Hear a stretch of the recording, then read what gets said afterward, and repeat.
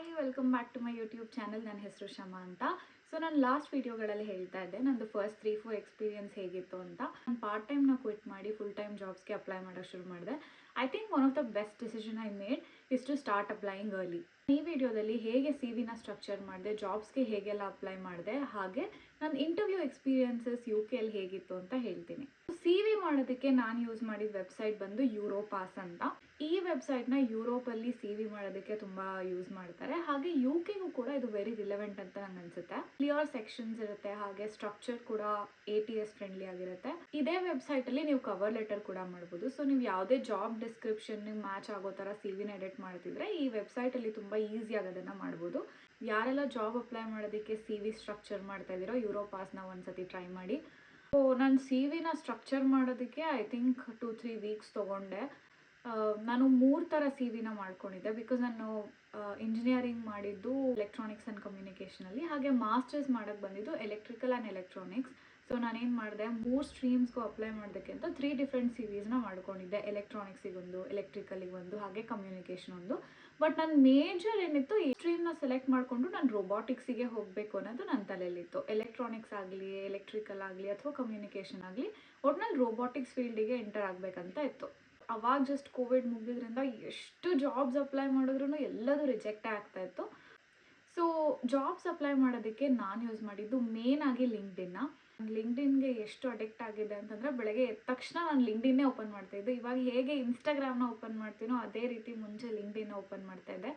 I think ಇವಾಗ ನೋಡಿದ್ರೆ it's very cringe ಅನಿಸುತ್ತೆ. ಬಟ್ ನಾನು ತುಂಬ ಪೋಸ್ಟ್ಗಳಿಗೆ ಎಂಗೇಜ್ ಮಾಡೋದಾಗಿರ್ಬೋದು, ಅಥವಾ ನಾನು ಪೋಸ್ಟ್ ಮಾಡೋದು, ಅಥವಾ ನನ್ನದು ಲಿಂಕ್ಡ್ಇನ್ ಅಪ್ಡೇಟ್ ಮಾಡೋದು, ಈ ಥರ ಮಾಡ್ತಾನೆ ಇರ್ತಾ ಇದ್ದೆ ಮುಂಚೆ. ಆ್ಯಂಡ್ ಇನ್ನೊಂದು ನಂದು ಫೇವ್ರೆಟ್ ವೆಬ್ಸೈಟ್ ಬಂದು ಗ್ರ್ಯಾಡ್ ಕ್ರ್ಯಾಕರ್ ಅಂತ. ಬಿಕಾಸ್ ನನಗೆ ಯಾವುದೇ ರೀತಿ ಎಕ್ಸ್ಪೀರಿಯನ್ಸ್ ಇರಲಿಲ್ಲ ಇಂಡಿಯಾ ಟು UK ಬಂದಾಗ. ಡೈರೆಕ್ಟ್ ಬ್ಯಾಚುಲರ್ಸ್ ಮುಗಿದ ತಕ್ಷಣ ಮಾಸ್ಟರ್ಸ್ ಮಾಡೋದಕ್ಕೆ ಅಂತ ಬಂದೆ. 0 ಎಕ್ಸ್ಪೀರಿಯನ್ಸಲ್ಲಿ ಬಂದಿದೆ. ಸೊ ನಾನು ಗ್ರ್ಯಾಡ್ ರೋಲಿಗೆ ಎಂಟರ್ ಆಗಬೇಕಿತ್ತು.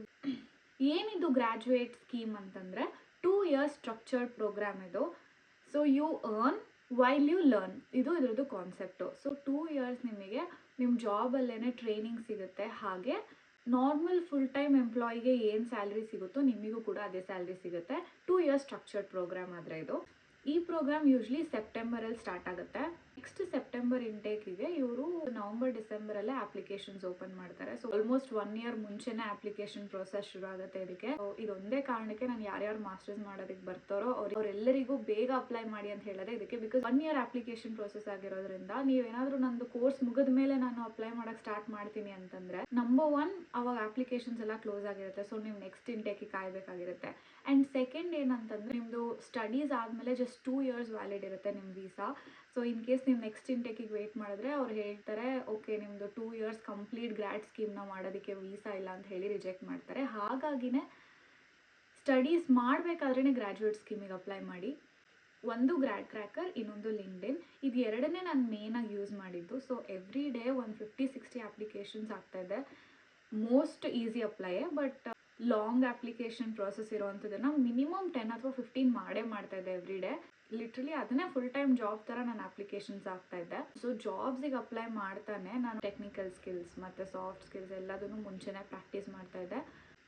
ಪ್ರತಿದಿನ ಒಂದು 50-60 ಅಪ್ಲಿಕೇಶನ್ಸ್ ಹಾಕಿದ್ರೂ ಬೆಳಗ್ಗೆ ಎದ್ದೋಳಷ್ಟರೊಳಗೆ ಒಂದು 10-15 ರಿಜೆಕ್ಷನ್ಸ್ ಹಾಗೆ ಪಟ್ ಅಂತ ಬಂದಿರ್ತಾ ಇತ್ತು. ಸಿಕ್ಕಾಪಟ್ಟೆ ಬೇಜಾರಾಗ್ತಾಯಿತ್ತು. ಬಟ್ ಏನು ಮಾಡೋಕ್ಕಾಗ್ತಾ ಇರಲಿಲ್ಲ. ಅವಾಗ ನಾನು ಬಂದಿದ್ದು ಕೋವಿಡ್ ಟೈಮ್ ಆಗಿತ್ತು. ಸೊ ಅಷ್ಟೊಂದು ಜನ ಎಂಪ್ಲಾಯರ್ಸ್ ಕೂಡ ಯಾರೂ ಹೈಯರ್ ಮಾಡ್ತಾ ಇರಲಿಲ್ಲ. ಬಿಕಾಸ್ ಬಡ್ಜೆಟ್ ಸ್ಟಾಪ್ ಆಗಿರ್ತಾ ಇತ್ತು ಆ್ಯಂಡ್ ಅವ್ರು ಪೂರ್ತಿಯಾಗಿ ರನ್ನಿಂಗ್ ಇರ್ತಾ ಇರಲಿಲ್ಲ. ಸೊ ಹಾಗಾಗಿ ಹೈರಿಂಗು ಸ್ವಲ್ಪ ಡೌನೇ ಇತ್ತು ಅವಾಗ. ಸೊ ನಂದು ಒಂದು ಇಂಟರ್ವ್ಯೂ ಎಕ್ಸ್ಪೀರಿಯನ್ಸ್ನ ಶೇರ್ ಮಾಡಬೇಕು. ಸೊ ಇಷ್ಟೆಲ್ಲ ರಿಜೆಕ್ಷನ್ಸ್ ಆದಮೇಲೂ ಒಂದು ಕಂಪನಿಗೆ ನನಗೆ ಇಂಟರ್ವ್ಯೂ ಸಿಕ್ಕಿತ್ತು. ಸಿ ವಿ ಚೆಕ್ ಆಗಿ ನೆಕ್ಸ್ಟು ಟೆಲಿಫೋನಿಕ್ ಇಂಟರ್ವ್ಯೂ ಆಗಿ 3rd ರೌಂಡ್ ಆ್ಯಕ್ಚುಯಲ್ ಇಂಟರ್ವ್ಯೂಗೆ ಸೆಲೆಕ್ಟ್ ಆಗಿತ್ತು.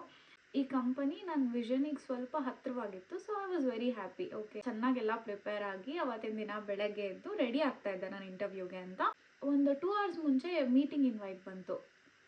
ನಾನು ಓಕೆ ಏನು ಅಂತ ಓಪನ್ ಮಾಡಿದ್ರೆ ಅದು ಪ್ಯಾನಲ್ ಇಂಟರ್ವ್ಯೂ ಆಗಿತ್ತು. ಸೊ ನಾನು ಎಕ್ಸ್ಪೆಕ್ಟ್ ಮಾಡಿದ್ದು ಹೇಗೆ, ಓಕೆ ಇದು ಟೆಕ್ನಿಕಲ್ ಇಂಟರ್ವ್ಯೂ ಆಗಿರೋದ್ರಿಂದ ಮೇ ಬಿ ಒಬ್ಬರು ಟೆಕ್ನಿಕಲ್ ಇಂಟರ್ವ್ಯೂ ಮಾಡೋಕ್ಕಿರ್ತಾರೆ, ಇನ್ನೊಬ್ಬರು HR ಜೊತೆಲಿ ಇರ್ತಾರೆ, ಪ್ರಾಬ್ಲಿ ಇಬ್ಬರು ಇರ್ತಾರೆ ಅಂತ ಎಕ್ಸ್ಪೆಕ್ಟ್ ಮಾಡಿದ್ದೆ. ಆ್ಯಂಡ್ ಯಾವಾಗ ಇದು ಪ್ಯಾನಲ್ ಇಂಟರ್ವ್ಯೂ ಅಂತ ನೋಡಿದ್ನೋ, ಐ ಥಿಂಕ್ ಅದರಲ್ಲಿ 4-5 ಜನ ಪ್ಯಾನಲ್ ಮೆಂಬರ್ಸ್ ಇದ್ರು ಅನಿಸುತ್ತೆ ಅಷ್ಟೇ. I was so nervous. ನನಗೆ ಇಷ್ಟು ದಿನದ ಪ್ರಿಪ್ರೇಷನ್ ಎಲ್ಲದನ್ನು ಸೈಡಿಗೆ ಬಿಟ್ಟು ಐ ಡಿಸೈಡೆಡ್ ಓಕೆ ನಾನು ಇದನ್ನು ತೊಗೊಳ್ಳಲ್ಲ, ಮೇ ಬಿ ನನಗೆ ಇದಾಗಲ್ಲ ಅಂತ ಡಿಸೈಡ್ ಮಾಡಿ I didn't take it.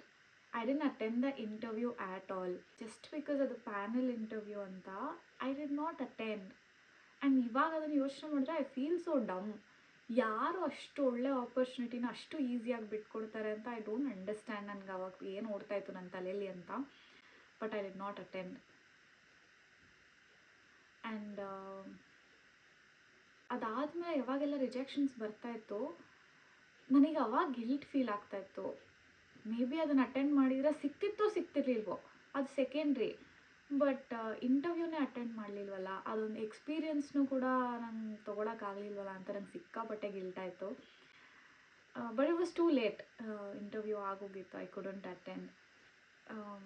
So that's when I decided next ಏನು ಬಂದ್ರೂ I will never say no. It's okay. ಎಲ್ಲ ನನ್ನ ಕಂಫರ್ಟ್ ಝೋನ್ ಒಳಗೆ ಇರಬೇಕಂತೇನಿಲ್ಲ. It's okay. ಕಂಫರ್ಟ್ ಝೋನಿಂದ ಆಚೆ ಬಂದು ಕೂಡ ಟ್ರೈ ಮಾಡಬೇಕು.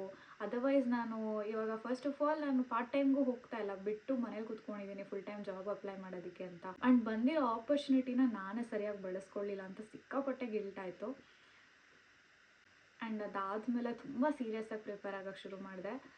ಬಟ್ ಅದೇ ನಾನು ಹೋಪ್ಸ್ನ ಲೂಸ್ ಮಾಡಲಿಲ್ಲ. ಓಕೆ, ಇವಾಗ I have chosen this path, so ನಾನು ಇದನ್ನು ಕಂಟಿನ್ಯೂ ಮಾಡ್ತೀನಿ ಅಂತ ಐ ಕೆಪ್ಟ್ ಅಪ್ಲೈಯಿಂಗ್.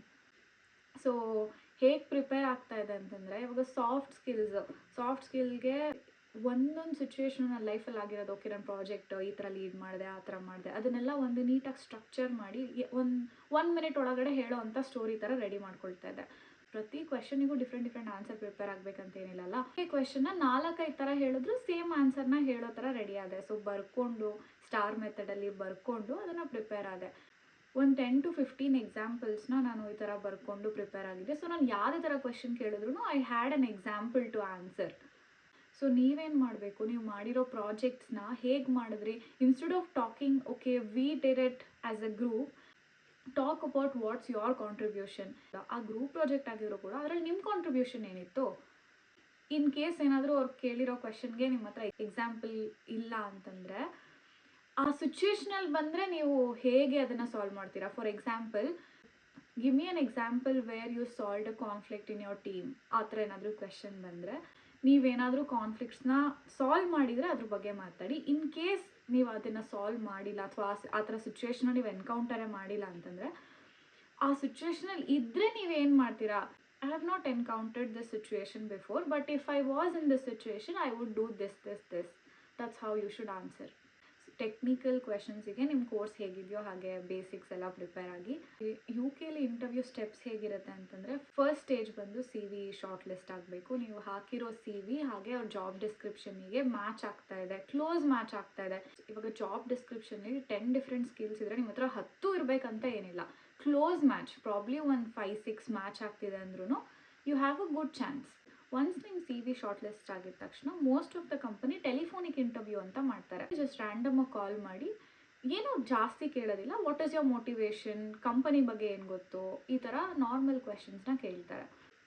ಇನ್ನೂ ಕೆಲವು ಕಂಪನಿಯಲ್ಲಿ ನಾನು ನೋಡಿದ ಪ್ರಕಾರ CV ಶಾರ್ಟ್ ಲಿಸ್ಟ್ ಆದಮೇಲೆ ಈ ಆನ್ಲೈನ್ ಅಸೆಸ್ಮೆಂಟ್ ಅಂತ ಹೇಳ್ತಾರೆ. ಇವಾಗ ಕಂಪ್ಯೂಟರ್ ಸೈನ್ಸ್ ಆಗಿದ್ರೆ ಕೋಡಿಂಗ್ ಟೆಸ್ಟ್ ಅದು ಇದು ಇರುತ್ತೆ. ಗೇಮ್ ಬೇಸ್ಡ್ ಅಸೆಸ್ಮೆಂಟಲ್ಲಿ ಏನು ಅಸೆಸ್ ಮಾಡ್ತಾರೆ, ನೀವು ಎಷ್ಟು ರಿಸ್ಕ್ನ ತೊಗೊಳ್ತೀರಾ, ಹಾಗೆ ನೀವು ಎಷ್ಟು ಕ್ವಿಕ್ ಇದ್ದೀರಾ. ಮ್ಯಾಥಮೆಟಿಕ್ಸ್ ರಿಲೇಟೆಡ್ ಕ್ವೆಶನ್ಸ್ ಇರುತ್ತೆ, ಹಾಗೆ ಸ್ಮಾಲ್ ಪಝಲ್ಸ್, ಇಂಗ್ಲೀಷ್ ಕ್ವೆಶನ್ಸ್, ಈ ಥರ ಸುಮಾರು ಟೆಸ್ಟ್ಗಳಿರುತ್ತೆ. ಅದರಿಂದ ಅವ್ರು ನಿಮ್ಮ ಪರ್ಸ್ನಾಲಿಟಿನ ಅಸೆಸ್ ಮಾಡ್ತಾರೆ. It's all AI.